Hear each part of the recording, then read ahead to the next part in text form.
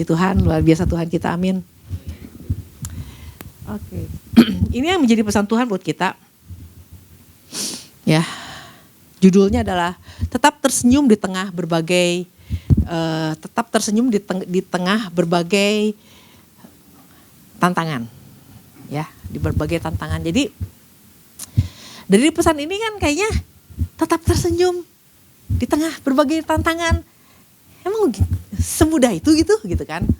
Tapi dari judulnya bahwa sebenarnya Tuhan tahu banget bahwa kita hidup di dunia ini ada berbagai tantangan, betul? Ya judulnya kan bilang gitu, bahwa di dunia ini ada berbagai tantangan. Iya betul, Tuhan juga tahu ada berbagai tantangan. Bahkan kalau boleh dibilang bahwa hidup di dunia itu berat, betul berat. Apalagi setelah Adam jatuh dalam dosa, kehidupan di bumi ini makin berat gitu loh. Nah tapi hidup yang berat ini bermacam-macam bentuknya ya. Dari ya orang bilang ini problem, tapi orang Kristen bilang ini ujian. Mau ujian, mau problem sama beratnya gitu loh ya. Nah dari urusan sakit ya nggak ada orang yang sakit ketawa cengengesan gitu kan. Sakit, apalagi baru divonis kamu kena sakit kanker gitu ya. Nggak ada yang hahaha, nggak ada, semuanya juga pasti kaget gitu ya. Kalau perlu memang ada yang nangis gitu. Terus juga belum lagi ada tekanan ekonomi, betul nggak? Ada perselisihan ya, perselisihan itu bisa datang dari karena beda pendapat ya antara suami istri, anak, orang tua, menantu, mertua, banyak hal gitu bisa terjadi perselisihan. Dan juga bisa terjadi kekhawatiran, ada yang kekhawatiran bisa terjadi karena apa? Ada kewajiban-kewajiban yang harus dilakukan tapi belum ada dananya dan sebagainya, itu kekhawatiran bisa terjadi. Ada kecemasan ya, ketakutan, kehilangan. Ya kehilangan orang yang dikasihi, ada persaingan, ya apa aja lah pokoknya you name it, banyak banget gitu ya. Bahkan kalau boleh dibilang anak-anak kecil aja sekarang aja udah kehilangan kebahagiaan karena sekolah dengan tugas yang cukup banyak, waktu bermainnya berkurang, belum lagi suruh bawa ransel yang penuh dengan itu tekanan gitu loh buat anak-anak aja. Nah bahkan nggak tahu ya, saya baca sepintas lalu, tapi apakah ini bisa dijadikan kebenaran bahwa ternyata anak-anak yang disebut masuk generasi Gen Z ya, bukan Gen Z, Gen Z. Bahkan ini adalah anak-anak yang dikatakan banyak perusahaan-perusahaan yang malas pakai Gen Z katanya. Kenapa? Habis mukanya ditekuk. Ya, jadi apalagi kalau berurusan dengan customer ya gitu, aduh mukanya nggak bahagia. Jadi ada yang sampai pengusaha bilang gini, saya kalau hire karyawan enggak yang generasi Z ini katanya gitu. Sampai segitu parahnya kah gitu ya. Nah jadi itulah kondisi yang memang terjadi ya. Dan itu bahkan Tuhan ingatkan kita untuk tersenyum di berbagai keadaan tantangan ini gitu ya. Nah, sebagai makhluk hidup yang punya emosi, berarti kan kita bisa ketawa, kita bisa nangis, kita bisa cembetut, namanya ada emosi gitu ya. Nah, tapi yang diingatkan gini, kenapa emosinya yang ditampilkan ada emosi yang jelek gitu, yang cembetut, yang baut. Di Geger Kalong ada toko baut tuh. Toko baut itu. Jadi ada masem kayak kurang bahagia, dan ini yang jadi pesan Tuhan yang saya baca dari Pak Gembala. Terlalu banyak orang percaya yang menjalani hari-harinya dengan masam, tidak bersemangat, hampir tidak pernah tersenyum ceria, tidak pernah tertawa gembira lagi, semuanya dianggap sebagai beban, apapun yang terjadi selalu responnya adalah negatif. Nah ingat, Tuhan tidak pernah menciptakan kita untuk menjalani hidup seperti itu. Dia menciptakan kita untuk menikmati hidup. Kita tidak seharusnya bersikap muram, negatif, kehilangan bergairah dalam mengiring Tuhan, cemas dan sebagainya. Kita seharusnya menjadi orang yang paling bahagia di muka bumi. Kemanapun kita pergi, kita seharusnya mencerahkan hari orang lain gitu ya. Kita harusnya menjadi orang yang paling berbahagia di muka bumi. Apalagi yang tadi kita nyanyiin tuh. Satu-satunya yang menyembuhkan, yang memberkati, satu-satunya Tuhan. Kita itu nyanyi itu. Mestinya kita adalah orang yang paling bahagia. Kita punya Tuhan yang luar biasa. Orang punya Tuhan yang mau mati buat kita loh. Yang menebus orang lain masih berusaha untuk berusaha untuk bagaimana masuk surga, sebenarnya kita kan adalah orang-orang yang sebenarnya Tuhan udah janjikan gitu loh. Ada keselamatan buat kita. Ya, mesti jadi orang-orang yang ketawa-ketawa terus, tengengesan di mana-mana. Gila kali dia bilang gitu ya, enggak juga. Nah jadi inilah bahkan karena Tuhan tahu banget, Tuhan menciptakan kita, Tuhan tahu banget komponen di dalam kita bahwa kita adalah orang yang mampu bersukacita. Makanya firman Tuhan katakan bersukacitalah senantiasa. Kan kalau dianggap senantiasa kan artinya setiap saat, setiap waktu, di setiap kondisi, di dalam keadaan bersukacitalah. Apa ini firman gak salah gitu, orang disuruh bersukacita? Enggak salah. Karena Tuhan tahu ada kemampuan, Tuhan tahu siapa kita. Bahwa kita adalah orang-orang yang paling bisa berbahagia. Paling bisa yang namanya bersukacita, dan efek dari sukacita pasti ada senyum. Nah bahkan di pesan Tuhan adalah diambil dari 1 Petrus 1 ayat yang ke-6. 1 Petrus 1 ayat yang ke-6. Ya, 1 Petrus 1 ayat. Bergembiralah akan hal itu sekalipun sekarang ini kamu seketika harus berduka cita oleh berbagai pencobaan. Nah, di dalam bahasa aslinya bergembiralah agak liau ya, yang dikatakan exceedingly joy. Jadi bersukacita yang senantiasa. Nah, inilah yang Tuhan mau, bahwa artinya ini berbicara tentang setiap orang, anak-anak Tuhan hatinya harusnya penuh dengan sukacita. Gak ada alasan untuk tidak bersukacita ya. Nah,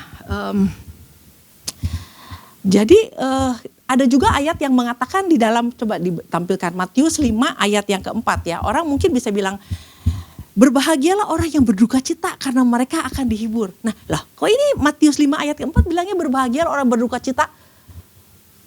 Malah di dalam, kalau kita bersuka cita gak dibilang berbahagia loh. Kalau berduka cita dibilang berbahagia. Nanti kita belajar dari sini. Nah, jadi ini yang jadi pesan Tuhan buat kita adalah Tuhan mau kita bersuka cita. Jadi orang tersenyum itu bisa macam-macam. Ada yang memang orangnya bersukacita karena memang ada sukacita dari dalam, ya. Itu mah nggak bisa diajar, itu mah keluar dengan sendiri. Jadi orang tersenyum itu karena sukacita. Orang sukacita dia tersenyum. Tapi ada orang yang tersenyum karena nggak sukacita, karena profesional. Wah, gue harus tampil nih, gue harus di hadapan orang, jadi bersukacita, tersenyum karena profesionalisme. Oh, gue hari ini mesti khotbah nih, berarti gue mesti senyum gitu ya. Padahal hati mah lagi nggak bersukacita, tapi bukan begitu. Nah, jadi tersenyum itu bisa fake ya, bisa palsu. Ya tinggal ditarik sedikit juga orang bisa tersenyum, itu bisa fake. Tapi yang Tuhan mau adalah gini, untuk bisa tersenyum, kalau memang kita belum bisa tersenyum, fix it. Jangan fake it. Jangan dipura-purain, tapi rubah, perbaiki apa yang harus diperbaiki. Nah, di dalam 1 Petrus ini, dari 1 Petrus 1 ayat yang ke-6, di sini dikatakan bergembiralah akan hal itu sekalipun sekarang ini kamu apa? Seketika. Nah, jadi yang namanya seketika harus berduka cita dari berbagai-bagai pencobaan. Jadi duka cita itu boleh nggak? Boleh, karena kita adalah makhluk hidup yang punya emosi. Yang namanya kesenggol, yang namanya dengar kabar baik, dengar kabar yang kurang baik, yang namanya kehilangan seseorang, ada duka cita. Tapi firman Tuhan katakan, ingatkan apa dah? Seketika saja. Nah, seketika ini aligos, ya, aligos artinya short, artinya slightly, artinya small, berjumlah kecil. Jadi kuncinya adalah gini, boleh gak berduka cita? Boleh, namanya kita juga dalam keadaan kehilangan seseorang, boleh berduka cita. Tapi cuma slightly, cuma sebentar saja, cuma jumlah yang kecil aja dari waktu kita yang panjang, jumlahnya kecil aja. Hanya seketika kita berduka cita. Bahkan kalau kita lihat di dalam Pengkhotbah 3, coba tolong tampilkan Pengkhotbah 3. Ayat yang pertama ya, Pengkhotbah 3 ayat yang pertama. Ini kan kita tahu banget ini ayat firman tentang pengkhotbah ini. Untuk segala sesuatu ada masanya. Untuk apapun di bawah langit ini ada waktunya. 2. Ada waktu untuk lahir. Emang orang lahir terus gitu setiap jam lahir tuh? Enggak, ada waktunya. Ada waktu untuk meninggal. Ada waktu untuk menanam. Ada waktu untuk mencabut yang ditanam. 3. Ada waktu untuk membunuh, ada waktu untuk menyembuhkan, ada waktu untuk merombak, ada waktu untuk membangun. Selanjutnya, ada waktu menangis, ada waktu tertawa, ada waktu meratap, ada waktu untuk menari. Jadi semuanya bisa terjadi, tapi kita punya waktu. Enggak sepanjang hidup kita kerjaannya baut, masam muram, bermuram durja. Ada waktunya. Kemarin mama saya meninggal beberapa waktu yang lalu. Sedih. Nangis, ya nangis. Tapi kan gak terus-terusan. Kenapa gak terus-terusan? Karena saya tahu dia bersama dengan siapa hari ini. Papa saya meninggal, nangis, sedih ya. Tapi kan gak terus-terusan. Karena saya tahu dia bersama dengan Bapa di surga. Nah, orang gak bisa nangis, ya harus nangis terus karena rasa hormat kita sama orang tua. Gak kayak gitu. Tuhan bilang ada musimnya kok, ada waktunya. Dan berduka itu hanya seketika saja. Enggak terus-terusan. Nah, di dalam tadi Matius 5 ayat yang keempat. Matius 5 ayat yang keempat. Berbahagialah orang yang berduka cita karena mereka akan dihibur. Nah, ini berduka cita ini bukan grieving. Bukan mourning, ya. Bukan mourning, grieving itu apa ya? Kesedihan yang berlanjut-lanjut. Tapi di dalam bahasa aslinya berbahagia orang yang berduka cita adalah orang yang mourning. Orang yang berduka yang berduka karena kehilangan seseorang. Nah, ini bedanya. Kalau orang yang lagi kehilangan, dia berduka, Tuhan bilang kalau mereka datang sama aku hibur. Karena itu bukan pilihan, karena itu memang kesedihan yang memang keluar karena kehilangan orang yang dikasihi. Karena kita melihat orang yang kita sayangi sampai hari ini belum di dalam Tuhan, kita mourning. Kita berdukanya karena kita memang kehilangan orang-orang yang aduh kesian banget ya. Kok orang ini belum terima Yesus, ada kesedihan gitu. Nah, itu namanya mourning ya. Tapi bukan mourning. Tuhan dalam Alkitab dia ditulis berbahagialah orang yang mourning, orang yang grieving, orang yang bersedih, kesusahannya bersedih berlarut-larut. Nah, kalau yang mourning itu bukan keputusan. Yang berduka karena kehilangan ini bukan keputusan kita karena memang keluar dari hati yang kehilangan. Tapi kalau yang namanya mourning, M-O-A-N-I-G, mourning atau grieving, itu keputusan. Lu bisa berhenti hari ini untuk nggak bersedih, bisa. Jadi ini ada keputusan yang bisa kita ambil untuk kita nggak bersedih kok. Makanya Tuhan bilang judulnya apa tadi? Harus tetap tersenyum di tengah berbagai tantangan. Sebenarnya kita bisa ambil keputusan untuk tidak lagi bermuram durja di tengah tantangan. Karena itu keputusan tuh ya. Nah, jadi yang namanya Tuhan bilang kalau kita dalam keadaan kondisi apapun juga sebenarnya jangan fake it. Fix it, perbaiki itu. Dengan cara apa? Dengan datang sama Tuhan. Jangan kesedihan itu atau apapun yang kita hadapi, kita tekan. Kita denial, denial apa? Sangkal, jangan kita sangkal. Oh enggak, gue mau orang kuat, tapi di dalam hancur. Nah itu kalau nggak tahu di istilahnya psikologi ya. Bukan saya jago loh, nge-google. Nah di Google itu dikatakan ada istilah represi sama supresi, ya itu istilah psikologi katanya. Jadi ada orang yang represi itu artinya gini, segala sesuatu yang terjadi di masa lalu pernah diperkosa, pernah dihina, pernah apa ditekan supaya nggak muncul. Nah kalau yang namanya supresi gini, waktu kita dapat masalah kita sebenarnya bisa marah gitu, tapi gak boleh marah. Jaim. Nah itu supresi. Nah ini kalau orang yang gak mau beresin ini ya merasa kuat, gue bisa mampu kok. Gue punya defense ininya jago gitu ya. Nah orang itu gak mungkin bisa menyelesaikan sendiri dengan kekuatan sendiri.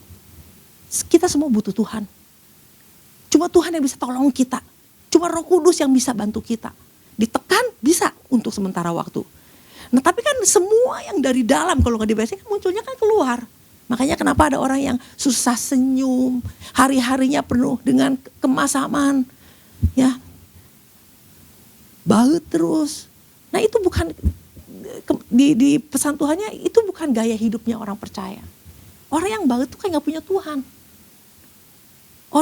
Orang yang khawatir itu adalah orang yang kecenderungannya untuk baut, mikir terus. Ini angka 11-nya yang di sini nih ya udah mulai tajam, udah mulai dalam tau gak? Angka 11 kan mikir terus. Kalau terus-terusan gak diperbaiki, 11, nanti ganti lu 12, 13. Saya gak mau yang kayak gitu. Nah ini yang namanya problem. Nah jadi, apakah gini? Kemarin saya sempat baca ya hasil dari Komsel. Berhubung saya lagi kemana gak ikut Komsel karena saya sakit.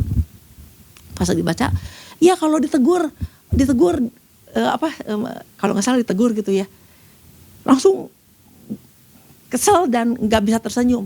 Itu seketika. Orang yang ditegur mah, apalagi kalau kita ditegur kita nggak salah, pasti kan kita nggak terima, muka kita pasti kesel gitu kan. Tapi itu kan cuma seketika, masa seumur hidup mau kesel terus gitu kan. Nah ini yang Tuhan ingatkan, kalau kita di dalam Tuhan itu sebenarnya bisa difixit, bisa diperbaiki. Asal kita mau datang sama Tuhan. Asal kita mau jujur. Asal kita tahu bahwa ini hidup kayak gini itu bukan gaya hidupnya kerajaan surga. Nah kalau kita lihat dari kehidupan Daud ya. Daud adalah orang yang, Daud punya banyak masalah gak? Punya banyak masalah. Waduh apalagi dia raja. Pasti masalahnya pasti banyak gitu ya. Tapi yang kita lihat bahwa Daud adalah orang yang datang sama Tuhan. Di dalam Mazmur 32. Ini menarik banget. Nah, biarlah kita belajar dari seorang Daud gitu loh. Mazmur 32. Ayat yang 3 ya. Mazmur 32 ayat yang ketiga. Dikatakan gini. Selama aku berdiam diri, tulang-tulangku menjadi lesu. Karena aku mengeluh sepanjang hari. Sebab siang malam tanganmu menekan aku dengan berat, sumsumku menjadi kering. Seperti oleh teriknya musim panas. Nah, jadi inilah kondisi di mana dia dalam kondisi yang katanya dikatakan bahwa kalau dia berdiam diri, artinya dia mulai menyembunyikan masalah dia nggak mau buka sama siapa, dia mau tekan dia yaitu supresi dan represi itu dia mau taruh gitu ya. Nah ini di dalam bahasa aslinya itu tuh caras ya, berdiam diri itu caras. Caras itu artinya gini, tidak berbuat apa-apa, membiarkan, sama sekali tidak berkata apa-apa. Jadi dianggap, udahlah, lupakan aja, denial aja lah udah. Disangkal aja gak terjadi apa-apa, kok gue kan kuat, gue kan raja gitu. Dan akhirnya dia bilang bahwa dia merasa tertekan. Orang tertekan ada yang bisa ketawa gak sih? Cuma orang gila yang tertekan ketawa. Gak mungkin. Mungkin di depan orang semenit 2 menit bisa ketawa tapi hatinya hancur. Nah dikatakan gini ayat yang ke-5. Dosaku kuberitahukan kepadamu dan kesalahanku tidaklah kusembunyikan. Aku berkata aku akan mengaku kepada Tuhan pelanggaran-pelanggaranku. Nah ini dia datang sama Tuhan. Dia datang sama Tuhan. Dan engkau mengampuni kesalahan karena dosaku. Sebab itu hendaklah setiap orang saleh berdoa kepadamu selagi engkau dapat ditemui. Sesungguhnya pada waktu banjir besar terjadi itu tidak melandanya. Nah, jadi inilah yang dilakukan oleh Daud dan biarlah ini juga dilakukan oleh kita. Kalau Tuhan bilang seketika boleh berduka cita. Tapi kan duka cita yang seketika itu kan harus diberesin. Harus difix, harus diselesaikan dengan cara apa? Datang sama Tuhan. Di sini dikatakan dosaku kuberitahukan nih. Ini kalau di mana ya? Tadi saya nyatet sih. Nah, kalau dipecah satu-satu ya. Dosaku ini di dalam bahasa aslinya tuh catah. Jadi ada dosaku, ada kesalahanku, ada pelanggaran-pelanggaranku, ya. Oh kalau terus jangan kita pikir kan aku kan nggak dosa, aku kan nggak nggak melakukan kesalahan. Ini mau urusannya cuma sama laki gua, nggak bisa dibilangin. Ini urusan cuma ini kan nggak ada urusannya gitu, nggak ada pelanggaran. Nah tapi kita lihat ini, dosa itu catah ya, catah itu rasa bersalah. Kadang-kadang ada rasa bersalah yang, aduh tadi mesti nggak begitu tuh, aduh rasanya saya harusnya nggak melakukan ini. Ada rasa bersalah dan kalau nggak diberesin rasa bersalah itu membuat kita bermuram. Betul nggak? Pasti nggak susah untuk tersenyum karena ada rasa bersalah. Ya, rasa bersalah. Selain dosa itu berarti juga adalah rasa bersalah. Nah, kesalahan, kesalahanku, afon, ya, A-V-O-N. Afon itu bicara tentang apa? Bukan cuma kesalahan, tapi kan saya kan udah berbuat salah. Enggak, ini bukan masalah bersalahan melakukan kejahatan. Tapi dikatakan sengsaraku, kejahatanku, nodaku, pelanggaran-pelanggaranku. Jadi namanya manusia kita gak luput dari namanya kesalahan, pelanggaran sekecil apapun juga. Kadang-kadang kan, nah dari pelanggaran kecil itu kenapa orang masam? Kenapa orang jadi gak bisa tersenyum? Karena tertuduh. Iblis sangat tahu kita melakukan kesalahan sekecil apapun. Dan dia menuduh kita di dalam pikiran kita. Hah, lu khotbah, padahal kan lu begini, lu kan gitu. Hah, lu WL, padahal kan lu kan gini, lu kan. Nah ini yang membuat orang kadang-kadang jadi tertuduh. Banyak hal bisa membuat orang tertuduh. Karena iblis tahu salah sekecil apapun yang gak diberesin, gak diselesaikan, yang disembunyikan, yang disuspesi atau maupun yang direpresi, itu akan berdampak sama kita. Nah pelanggaran itu PESA ya, P-E-S-H-A. Pelanggaran itu apa?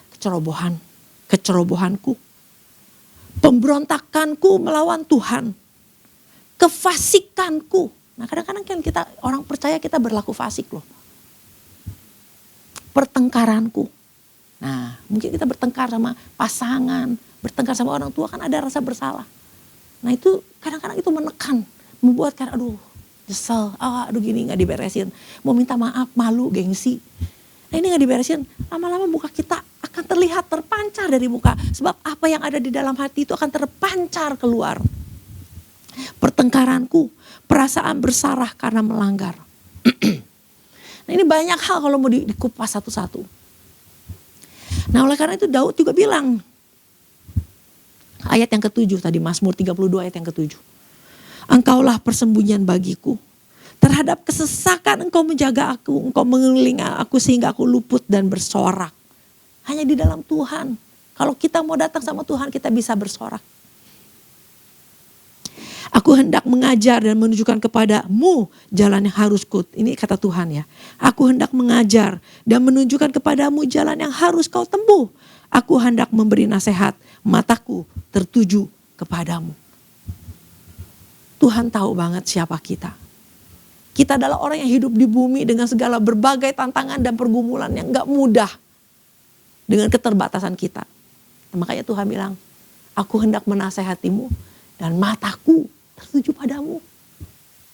Kalau saja kita mau datang menjadikan Tuhan satu-satunya tempat perlindungan kita. Nah dikatakan lagi, janganlah seperti kuda atau bagal yang tidak berakal, yang kegarangannya harus dikendalikan dengan tali les dan kekang. Kalau tidak, ia tidak akan mendekati engkau.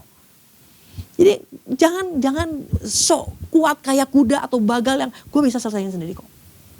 Gue punya kemampuan kok. Makanya kadang jangan seperti kuda atau bagal. Banyak kesakitan diderita orang fasik, tetapi orang percaya kepada Tuhan dikelilingnya dengan kasih setia. Nah, ayat yang ke-11. Bersukacitalah dalam Tuhan dan bersorak-soraklah. Hai orang-orang benar, bersorak-sorailah. Hai orang-orang jujur. Baru bisa bersukacita. Bisa bersorak-sorai. Kalau kita bisa selesaikan itu di hadapan Tuhan. Sekali lagi. Mau grief, ya mau sedih. Mau pesta di dalam mengasihani diri. Aduh karena gue lahir dari orang tua yang seperti ini. Gue mah bener-bener anak yang sial. Gue mah bener-bener gak kayak orang lain. Itu keputusan. Dan itu akan muncul di dalam penampilan kita. Tapi kalau kita tahu kita punya Tuhan. Kemarin juga sempat di dalam warta. Pak Ishak juga sempat bilang bahwa kita punya Tuhan yang luar biasa. Yang sanggup nolong kita. Yang sanggup berikan. Kalau kita minta Tuhan pasti kasih. Bisa diselesaikan gitu sama Tuhan. Ayat yang ke-32, ayat yang pertama di sini katakan, berbahagialah orang yang diampuni pelanggannya, dosanya ditutupi. Berbahagialah manusia yang kesalahannya tidak diperhitungkan Tuhan, yang tidak berjiwa penipu. Mau nipu terus, pakai punya, karena gue punya kekuatan untuk menyelesaikan denial. Denial tuh nipu loh, nipu Tuhan. Menipu diri sendiri, nipu banyak orang. Tapi inilah yang Tuhan mau. Kita punya Tuhan yang luar biasa. Ingat loh, Tuhan mati buat kita. Apa sih yang Tuhan gak bisa selesaikan buat hidup kita? Nah oleh karena itu, untuk kita bisa menyelesaikan ini, ya udah satu-satunya cuma datang sama Tuhan. Nah kenapa kita harus tersenyum? Kemarin juga sempat dikatakan, tersenyum itu kan muncul dari hati. Nah makanya Tuhan bilang, jagalah hatimu dengan penuh kewaspadaan, karena memang hati ini sumber dari segala-galanya. Kalau kita tahu bahwa kita bersuka cita itu yang dikehendaki Tuhan, karena gini, kemarin dikatakan bahwa bersuka cita itu kita jadi bisa tahu tuntunan dan arahan Tuhan. Tuhan ngomong sangat mampu kita tangkap karena hati kita beres, hati kita murni. Nah tapi kalau hati kotor, Tuhan ngomong apa aja juga kita nggak nangkep. Sekali lagi, hati yang kotor dengar pesan Tuhan tiap minggu nggak nangkep. Bukan cuma dengar suara Tuhan aja, dengar pesan Tuhan aja nggak nangkep. Hatinya nggak beres. Oleh karena beresin hati. Hati yang murni itu mampu menangkap apa yang menjadi pesan Tuhan. Hati yang murni itu bisa membedakan mana suara Tuhan, mana bukan suara Tuhan. Murni loh. Bisa discernment, bisa membedakan. Hati yang murni adalah hati yang bersorak-sorai dengan muka yang tersenyum itu musuh. Iblis paling takut sama orang yang gini.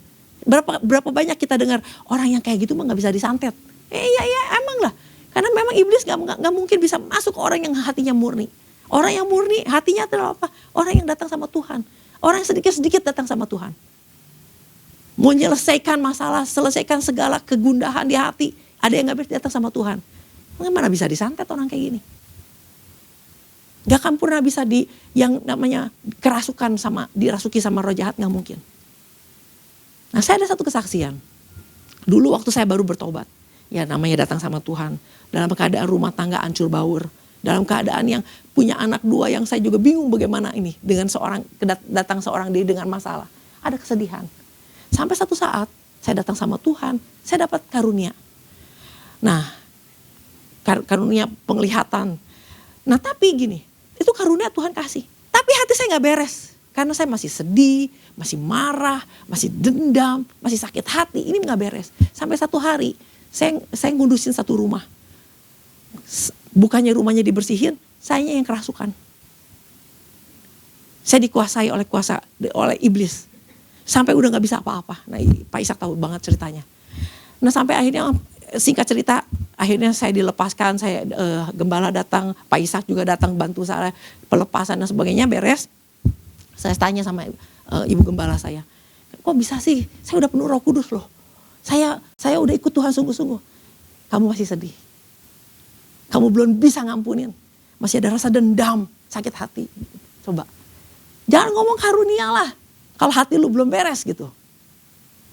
Nah ini yang Tuhan ingatkan. Berarti hati ini pegang peranan penting. Itu yang akan muncul dari muka kita. Ini bukan yang Tuhan mau. Dan kenapa kita harus bersuka cita, muka kita harus senyum. Orang mau datang sama orang, misalnya orang nih butuh Tuhan. Dia tahu kita anak Tuhan, mau datang kita mukanya.